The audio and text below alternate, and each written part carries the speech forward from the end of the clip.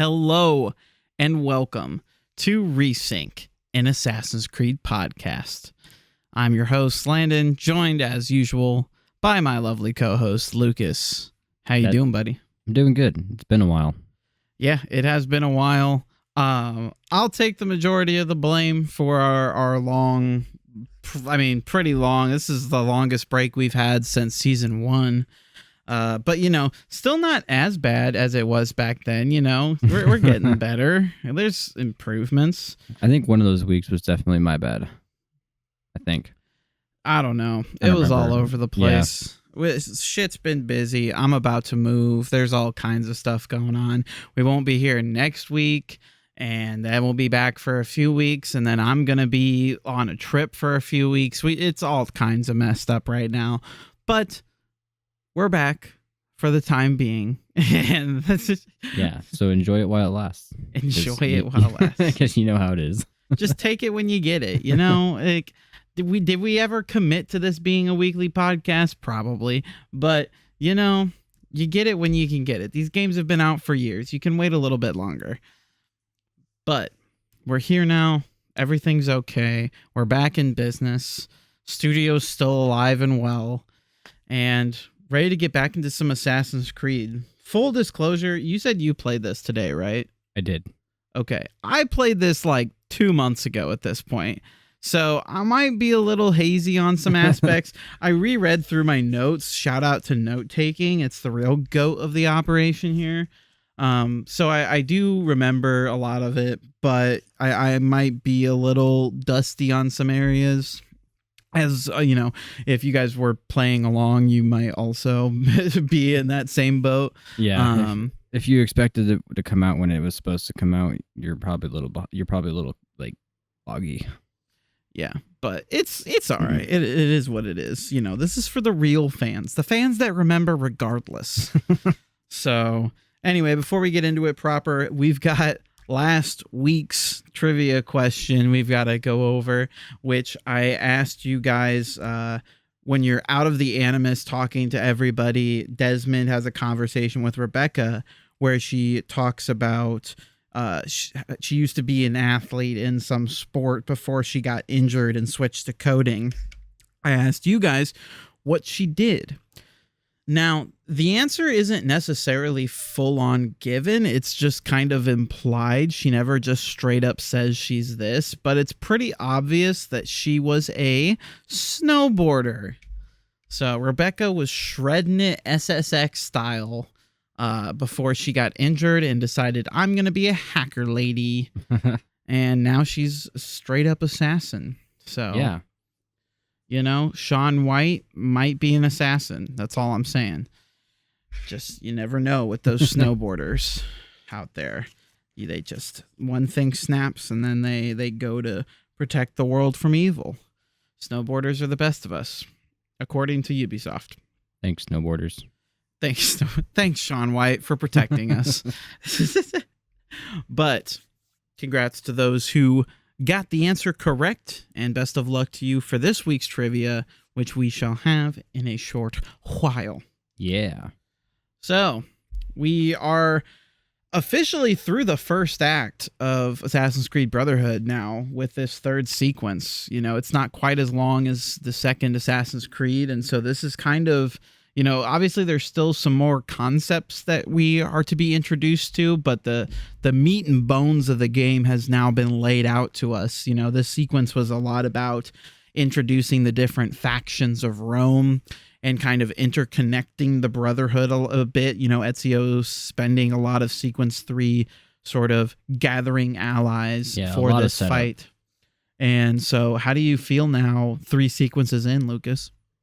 I'm feeling like I'm getting back to where like I used to be, I'm glad you didn't spend the whole game like catching back up to where you were. Like you're kind of just like, okay, here's basically everything after the first act that you had, at least. Like, no, I agree. Because I will say it is difficult to kind of figure out how to do a proper game sequel, because at the end of the day, you can't necessarily have people rehash what you did before, but then you have like a power scaling issue, especially with a franchise like this. It's one thing to go from Assassin's Creed 1 to 2 because you have a new assassin, learning new things. They had an upgraded engine. There's a lot of different stuff that they could kind of use as an excuse to sort of retutorialize a lot of aspects of the first game. But here in Brotherhood, it's a direct sequel. Ezio has this history, but do you start things off like not to say that Assassin's Creed 2 is a very challenging game. It had its moments here and there, but difficulty wasn't necessarily the huge aspect of it. But like, how do you continue to add challenge past what you've done in Assassin's Creed 2 without making it feel like either he's facing foes that just make no sense, like sort of like an anime power scaling, if that makes sense. Like, like you can't make Ezio Goku. Yeah. But then you also have to do it in a way that makes sense for the story, because you don't want to like reset him at 0, but you also need a new starting point, a new threat that makes sense both in a gameplay sense and a narrative sense. And I think the Brotherhood does a really good job of that. Sort of like taking it to a new location in Rome. So a lot of the stuff needs to be rebuilt in terms of like, obvious things like sync points, but then also just, influence and things like that. There's a new realm, but then also Ezio loses everything really with losing Mario.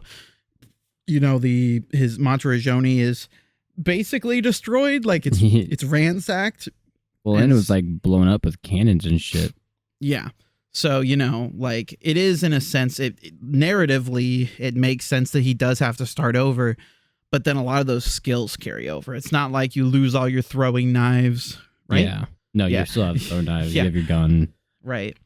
So a lot of that stuff carries over, but, it's in a sense, because you also have to think about it, I don't think the developers had it in mind that they'd be getting new players jumping in Brotherhood. So I don't think they need to worry about that. But, for other games, you have to think about people getting into it for the first time. Like, to use a more recent example, like Borderlands 4 that's about to release. It's been a while since the last Borderlands game. There's probably going to be a bunch of people playing that game, and that's their first experience into Borderlands. How do you cater to both new audiences and returning? I don't think that's necessarily as much of an issue with Brotherhood, because again, like it is a straight up narrative and gameplay sequel to 2 in every single way, which going forward, is this the last time, besides Revelations obviously, but like, is Ezio the only time they've had like direct sequels? Like, you have, I guess, spin-offs in a sense that kind of continue stories. Yeah, I'm pretty sure this is the only like continuous like trilogy like story that they kind of do, right? Because they follow like the Hemways, Connor, right? Connor and then Edward. Not him. What's his name? Kenway, not Hemway. Kenway. Yeah. Well, yeah, they kind of have this like America's trilogy between 3, 4, and Rogue. And then Rogue,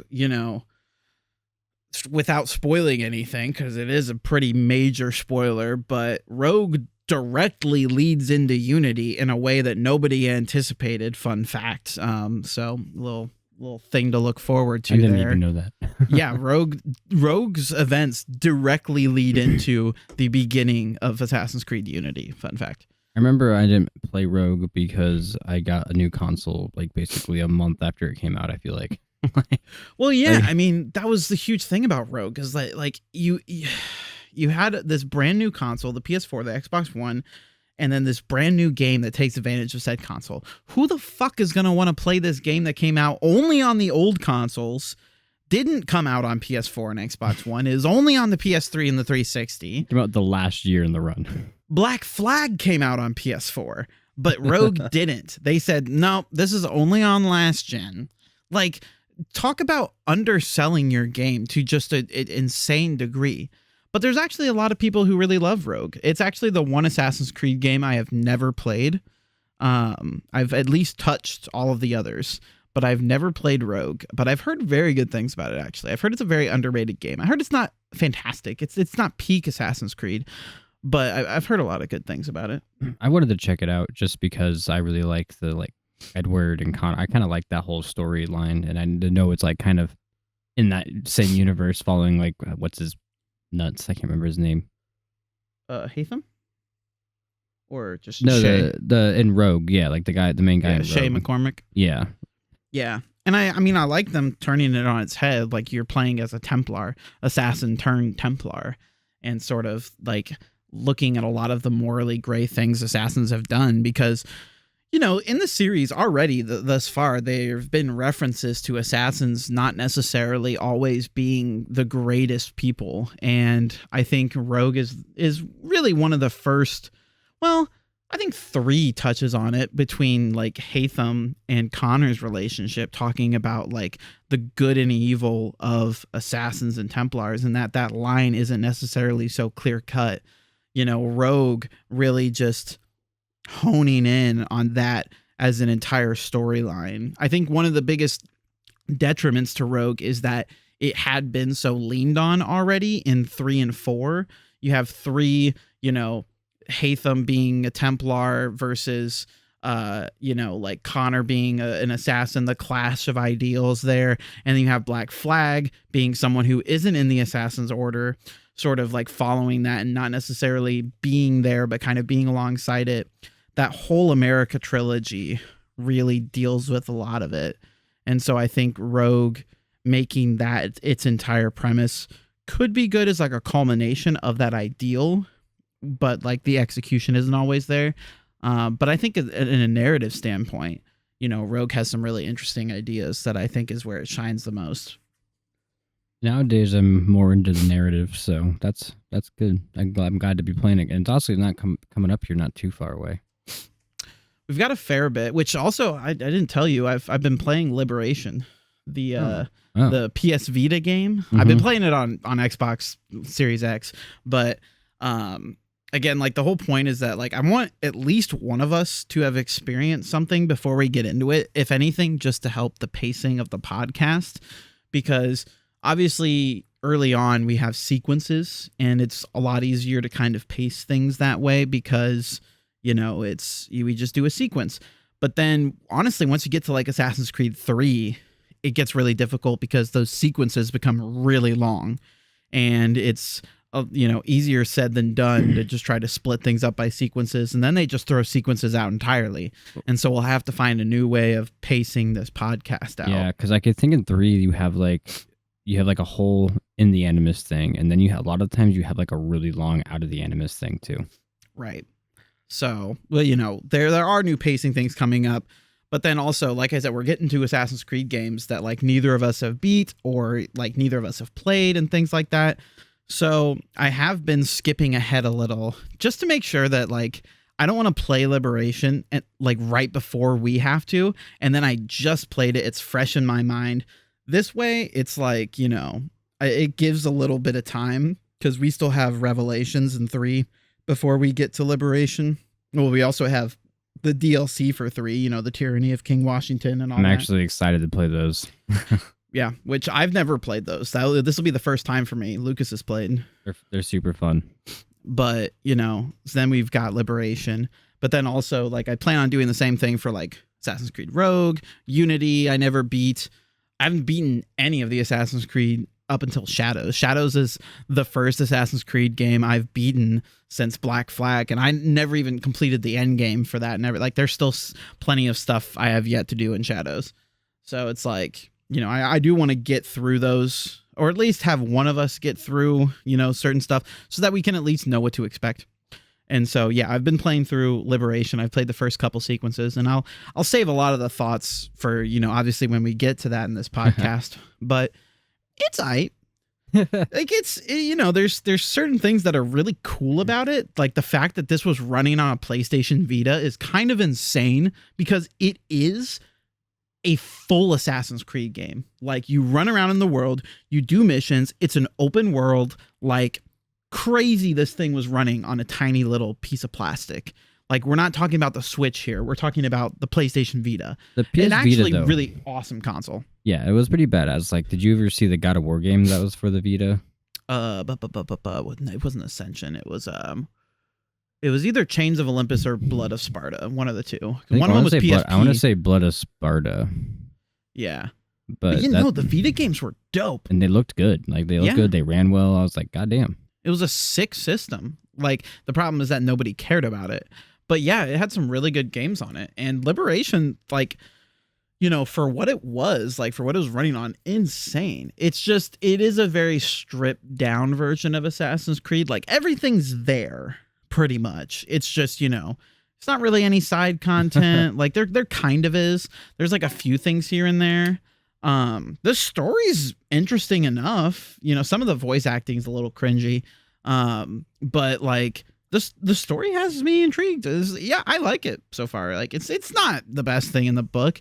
It's probably for everything thus far the worst Assassin's Creed game, like, of the like 4 before it. But it's not a bad game. It's like a 6 out of 10. Like, that's okay, kind of where I'm at right now. That's not bad. Yeah. But anyway, so should we talk about Brotherhood now? Yeah, we should probably talk about Brotherhood. Anyway, you know, just it's been a while. We gotta make up for lost time. We're just venting. We need to get all this talk out.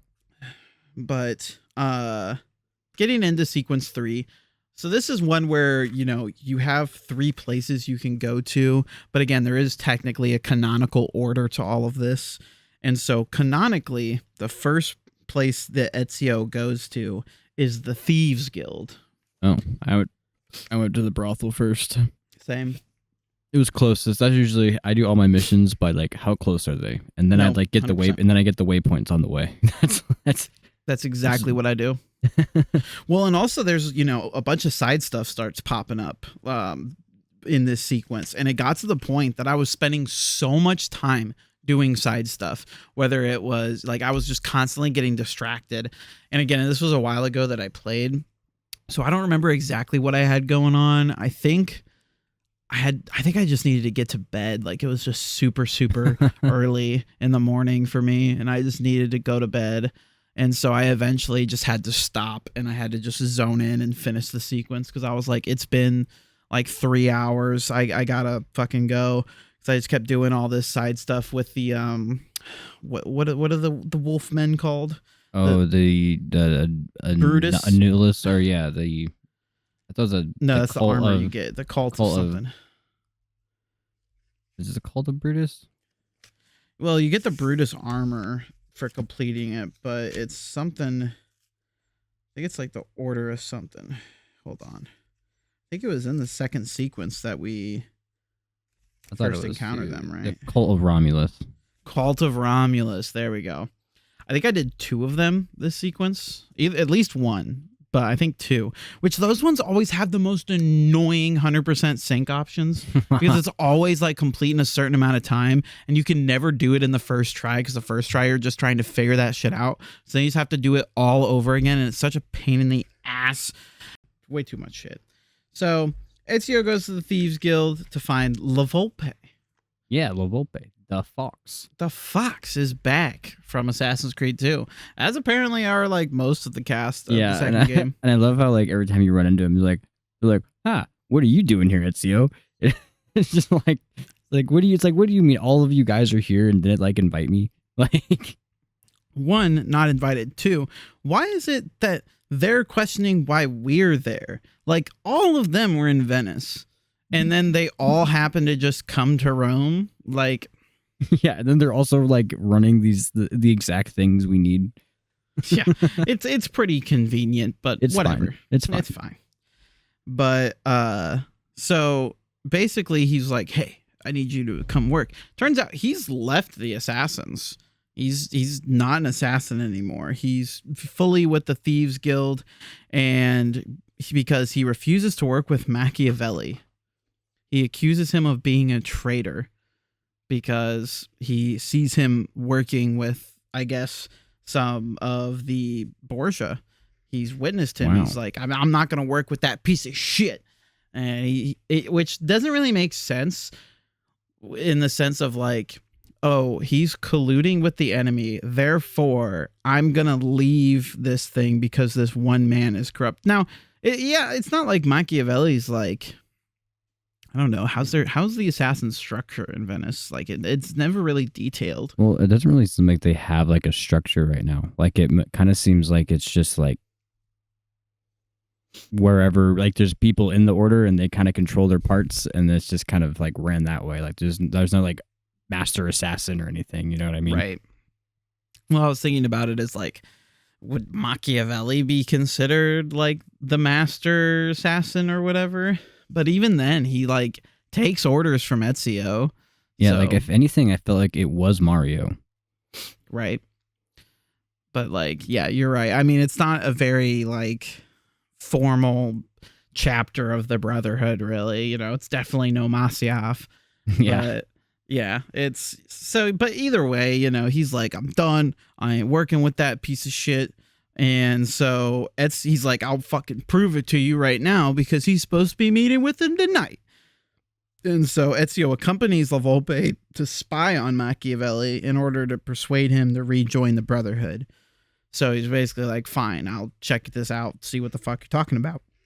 And so, meeting at the spot, they witness Machiavelli speak with a Borgia guard.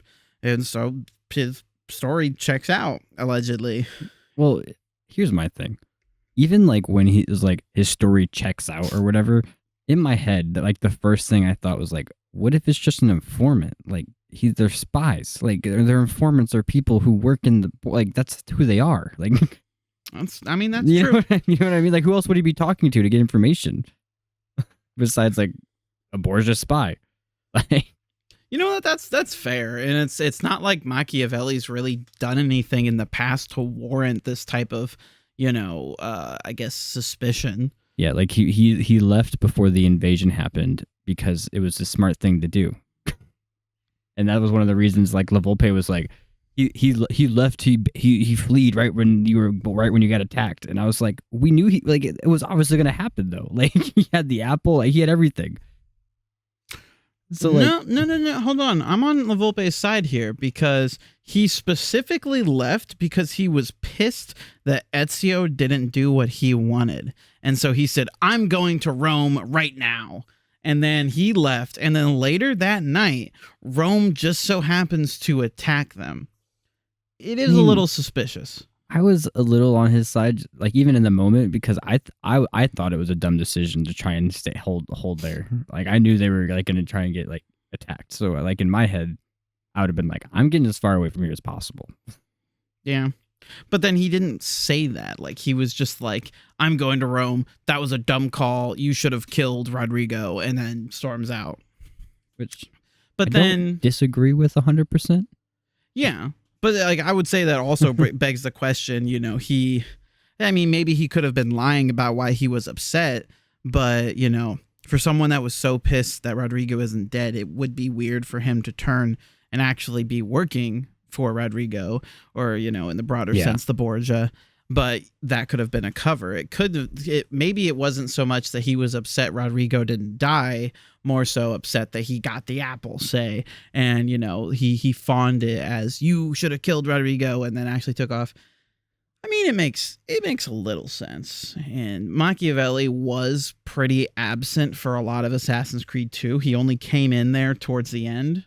And so, you know, comes in, acts super important, doesn't really do a whole lot, and then is mostly just upset with Ezio, storms off, bad things happen. He happens to be in Rome and have a fair bit of influence compared to the rest of them, you know? So, but he's just, you know, maybe he's a couple steps ahead. Who knows?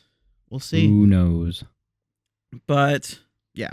So Machiavelli, you know, is speaking with his Borgia guard, and then as Machiavelli leaves, the thieves attack. However, they get outnumbered pretty quickly. A bunch of Borgia come, and Ezio saves and escorts a young recruit to safety. And so La Volpe agrees to rejoin, but Machiavelli's loyalties remain questionable. And so Ezio renovates the guild into the Sleeping Fox, which is an inn to operate under the Borgia's noses, as well as search for the apple. That is the thieves' job, is to try to figure out what the Borgia might have done with the apple of Eden. And I'm also kind of curious on the time frame for all of these missions, because they build entire fucking like buildings right between these like missions that you do. So, unfortunately, I'm usually good about writing down these dates. I don't have them for this sequence. So, I believe it's the same time frame as the second sequence. Fuck is it? About 1500. But I'll have to double check when we play the next sequence. But yeah, it's allegedly, as far as I can remember, it is all just at once. But yeah, those renovations just spring up. I don't know what the canon explanation is. I'm curious how much the tie-in novel for Brotherhood that we'll eventually get to after the game will explain that away. Whether it's something that takes over, like, you know, there's like a year of him going in, renovating these buildings and whatnot. Because he renovates 3 of them. Yeah, and, that's what I was like. There's no way, like, I feel like these events kind of had, like, the thing being built had to happen the same time the other thing was being built for this to make sense to me. Right.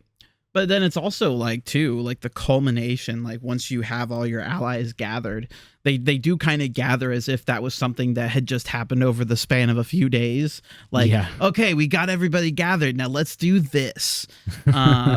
But, you know, realistically, the time frame's very messed up here. It's just animus time dilation. Don't fine. Worry about it. Don't think about it. It's fine. But did you happen to do any side stuff here? Because at this point, I had done some side stuff. I actually did not. I kind of wanted to wait to do side stuff till we started getting like into the Brotherhood-y stuff, where like you could, you know, have buddies. That's fair. That's fair. I just wanted to give you an opportunity too, because I had some side stuff kind of sprinkled in between these, but like I said, we'll wait until you experience them before we dive into it.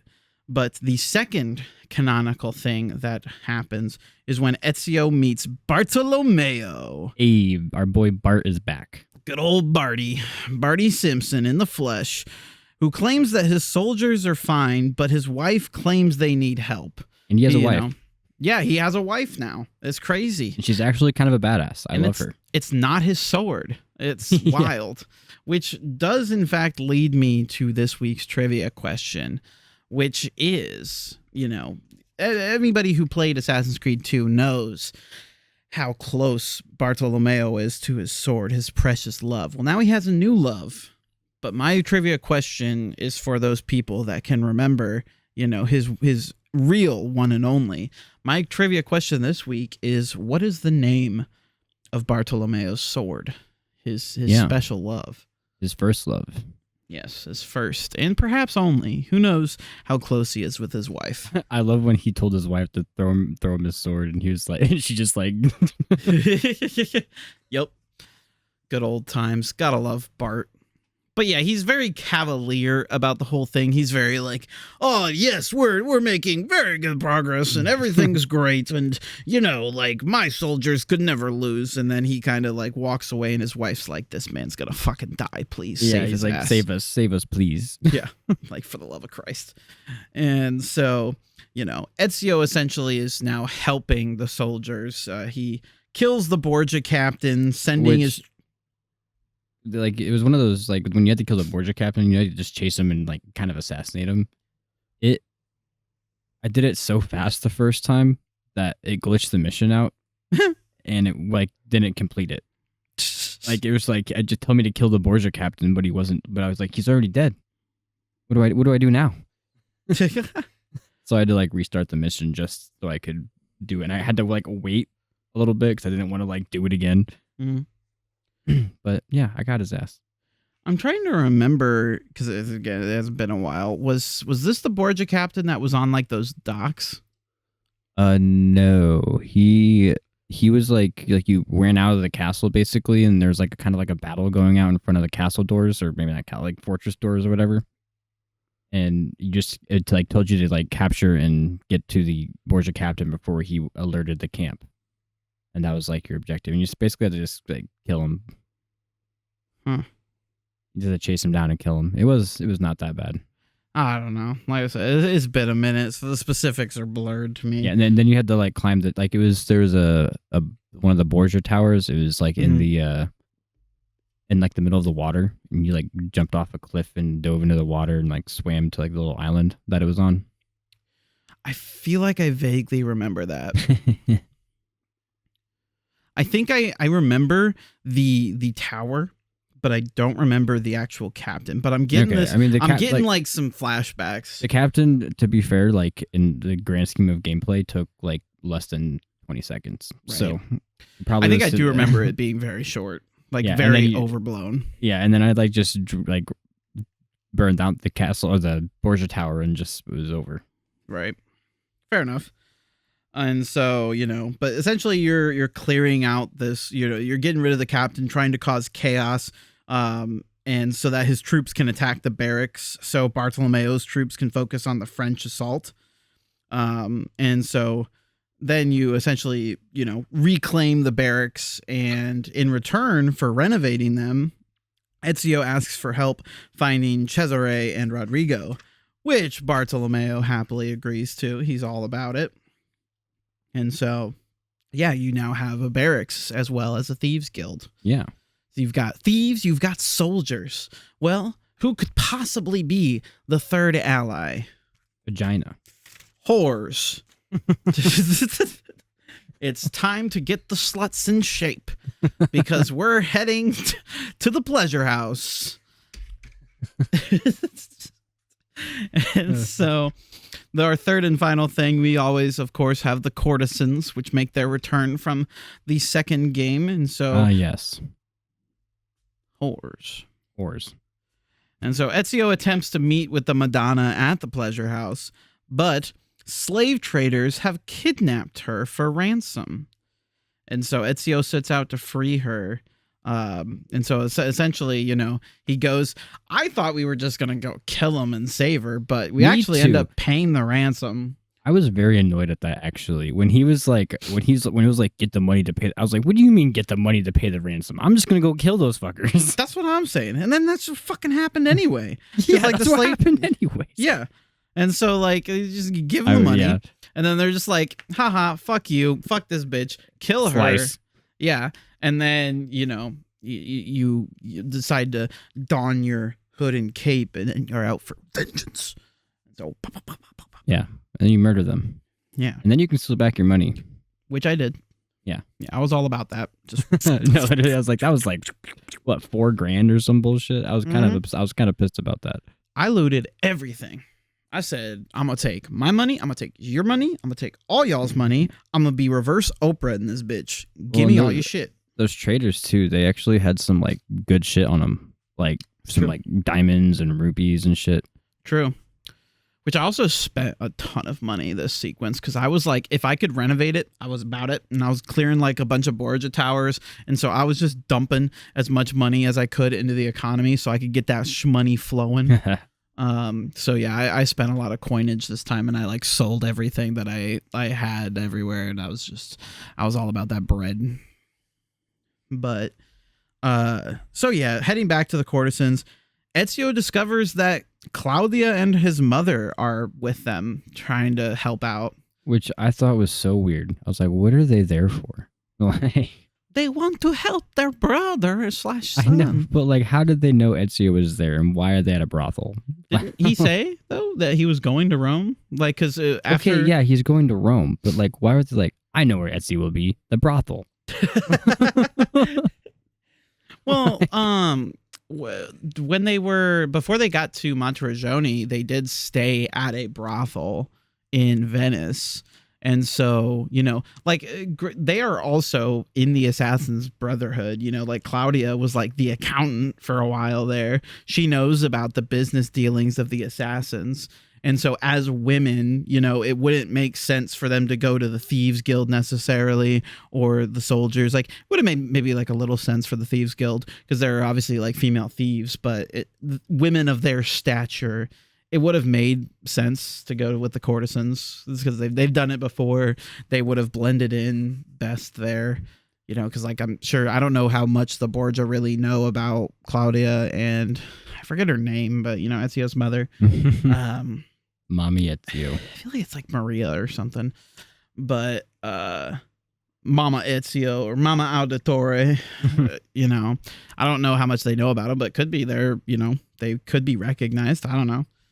So, I mean, out of all the places to go, it's not like they could just, they don't necessarily have like a Brotherhood hideout. I mean, they kind of do now, but it's not like they know that. So I don't know. Compared to anywhere else, I guess it makes sense. Yeah. But yeah, they're like, we want to help. And Ezio's like, fuck you. Go home. You're not wanted. You're going to die. Fuck you. And fuck you again. And they're basically like, no, because Claudia's like, because, you know, all the courtesans are like, where's Madonna? And he's like, she's dead. My bad. Yeah, and I love how they're just like, well, I guess we're just out of the job now. Like, no, like yeah. They're like, no one's gonna step up in the group. They already knew. Yep. And then Claudia's like, I've been doing this shit for a whole game's worth. So don't you worry, horrors. It'll be fine. I'll take care of you. I'll pimp you out. No problem. And then like Ezio, I felt like gave her way like harder of a time for some reason. Like he was being like mean to her almost. Like I kind of get the brother like, hey, fuck you, sister. But like, oh, absolutely. I mean, like, I know it comes from a place of like protection because there is a difference between, you know, because even though she's doing a lot of the same stuff she was doing in Monteriggione, it's a lot different when, you know, it's their own village, you know, it's got its own protection, it's defended versus they're in like the heart of the enemy here. Like they could get raided by Borgia at any time if she slips up. Yeah. So I understand the hesitation, but yeah, she's a grown woman. Grow up. Well, like even when she's like showing it off at the end, like when it's all built up, like I feel like Ezio's like, she's like, look how amazing this is, and he's like, yeah, it's all right. He's like, yeah. I'm glad my money went to well spent. Like he's like, literally. I was like, what? I was like, give her some props. She did some good shit here. Yep. And she basically has to be like, she's like, I'll look for Katerina. It'll be fine. You know, like we're going to go find her. And so he's like, fine. And, you know, he uses his money to renovate, you know, the Blooming Rose is what it's called, turning it into the biggest brothel in town. Even more wow. They be having hella hoes in that bit. And it's bumping. And so with that, I mean, I do think it's kind of cool that the assassins, like over the span of however long this is supposed to take place, have essentially cornered the economy of Rome, which I think is cool. I mean, they control like, I mean, basically anything to get information, like they kind of control at this point. Well, like and remember, like too, like this does mirror real life. So if, you know, for chance you were trying to take on a corrupt government, just, you know, renovate businesses to take control of the economy, and therefore you will win. That's true. Yeah. It worked for Ezio. It'll work for you. I feel like it's already worked now. Just start renovating. But, you know, so we've got it. We've amassed our intelligence gathering. We've got resources. The Brotherhood is starting to come together here. And so now is time to move back to our assassin's hideout. And you meet with Machiavelli, which, remember, his loyalties are still kind of in question here. And so Ezio goes to confront him, but instead is told a Borgia informant has given him the locations of several prominent Borgia members. Would you look at that? Wow. He's not a bad guy. He was an informant. I mean, maybe not a bad guy, but... Yeah. And so, you know, realizing that La Volpe was wrong, Ezio backs down and meets with the others, you know, gathers everybody together. Yeah, I love how he didn't even, like, mention anything about La Volpe being, like, suspicious. He was just like, he's like, eh. He's like, how'd you know it was a guard? He was just like, don't worry about it. I was just a guess. I mean, I would have done the same shit. Like, they got enough shit to deal with. I'm not about to say, hey, this other, like, lieutenant thinks you're a prick. I'm just gonna not say shit. I'll be like, nothing, no, No conflict. Anyway, I guess, less conflict in the Brotherhood, the better. Got nachos in the other room if you want some. Yeah, I ain't dealing with that. Fuck that.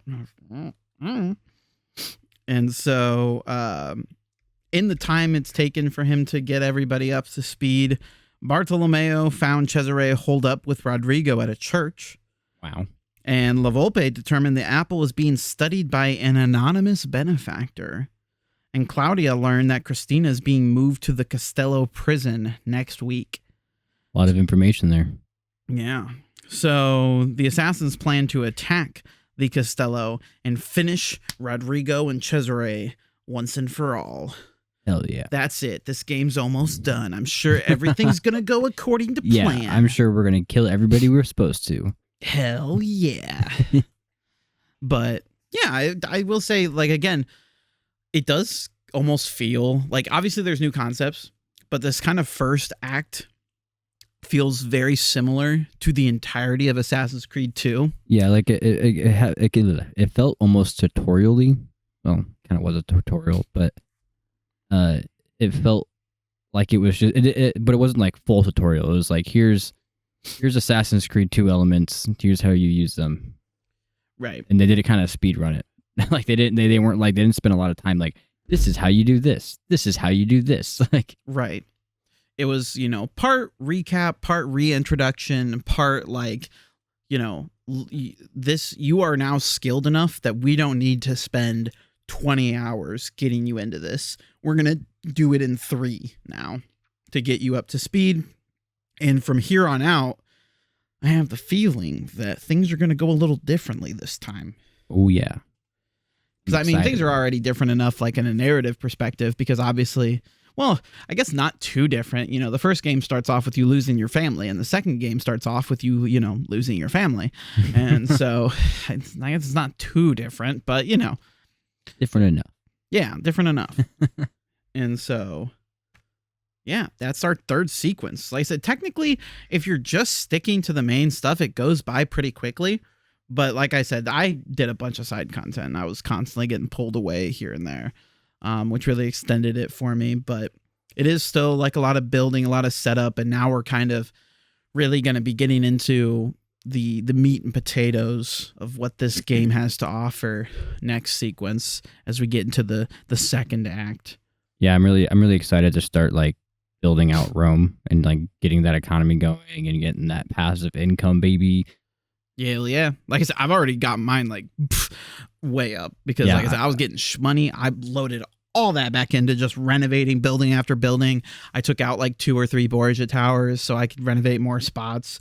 I was getting into it. Oh, I forgot about being able to renovate the Borgia towers. I took out a bunch of them, but I didn't go and like buy it.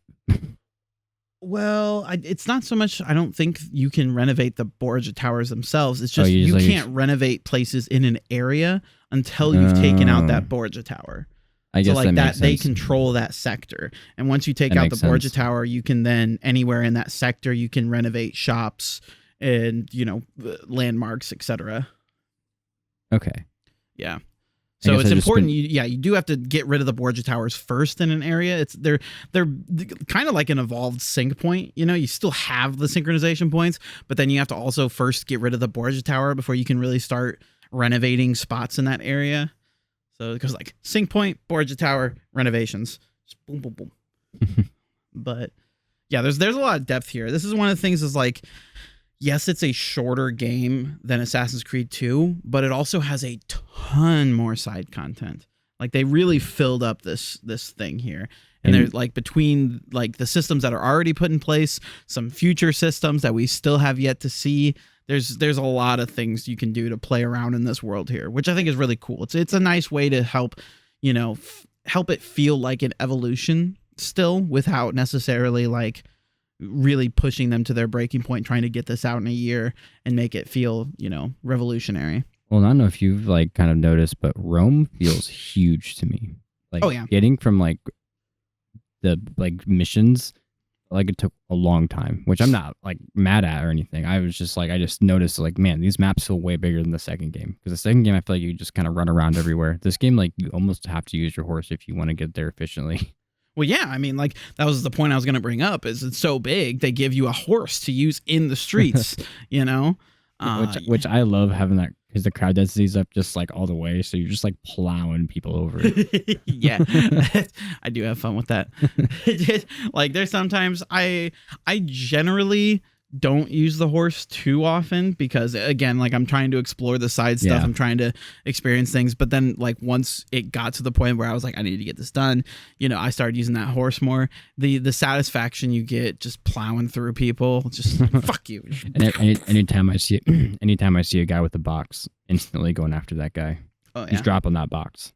My cabbages. But yeah, it's a lot of fun, and like I said, I think, you know, we've brought this up a lot of times over the course of the season thus far, but Brotherhood just does such a great job of continuing the story and gameplay of the second while feeling like such a great step up in so many subtle ways. Because, like, you know, they increase the combat animation, so combat just feels so much more smooth. The sort of like one-hit combo meter you can pull off is just a really great natural evolution of both, showing that Ezio is now this super experienced fighter, but then also, you know, continuing to innovate there.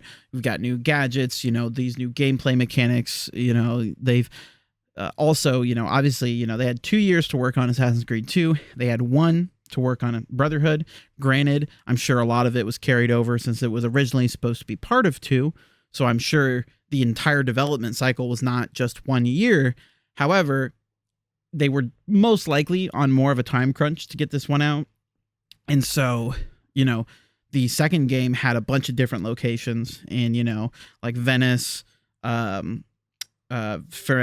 you know, a couple other spots. This one just has Rome, but then they filled it out. You know, it's huge. There's a lot of different things you can do here. It doesn't feel very copy and paste. Like, the different districts feel like distinctive. They did a really good job about, if they did cut any corners, it doesn't feel apparent, and really just taking, you know, full use of the time and resources that they had. You can tell they had some like really good bones to work off of from like just having 2. Right. And I'm curious if it's the same code, like, because, you know, you go to Rome at the end of Assassin's Creed 2, but it's you know, it's linear, it's closed off, you're just there on the battlements. Do you think it's accurate to like Brotherhood? Like, is that spot there in the Vatican? I don't know. I feel like it would be. I feel like it would be weird for them not to put it. Like, that sounds like something that they would do. Right. Especially if they like are just reusing assets from the second game. I feel like that would definitely be in there. Right. But, you know, food for thought. But do you have any final thoughts about the sequence before we get out of here for the week? No, I'm just excited that everything's like getting back to normal. We have our crew. We're about to like get more crew. And I'm excited. It's going to be a fun time. And I hope you guys are excited as well. Make sure to answer that trivia question down below. What is the name of Bartholomew's sword? Good old Barty. What's his sword called? What's the name of his beautiful, not so much bride? Let us know down in the comments below. Or if you're over on Apple Music, or what's the other option I have? Is it just Apple and Spotify? Yeah, I guess it is. If you're on Apple, head on over to Spotify or YouTube or wherever you consume our content. But appreciate you. Leave it down in the comments. Let us know how you're thinking of the podcast. Again, sorry for the long delay. You know, the last time we actually did record, we didn't get to play Resync because he was having internet issues and it wouldn't let him play. And so because of the Ubisoft Connect bullshit. Yeah, so it was especially longer for you Resync fans. We did get an Arkham Radio episode out that week. So apologies for that, but we're back. Like I said, next week, we're not going to be here because we're both indisposed, but we will be back the week after with some really exciting stuff. Sequence 4. Heck yeah.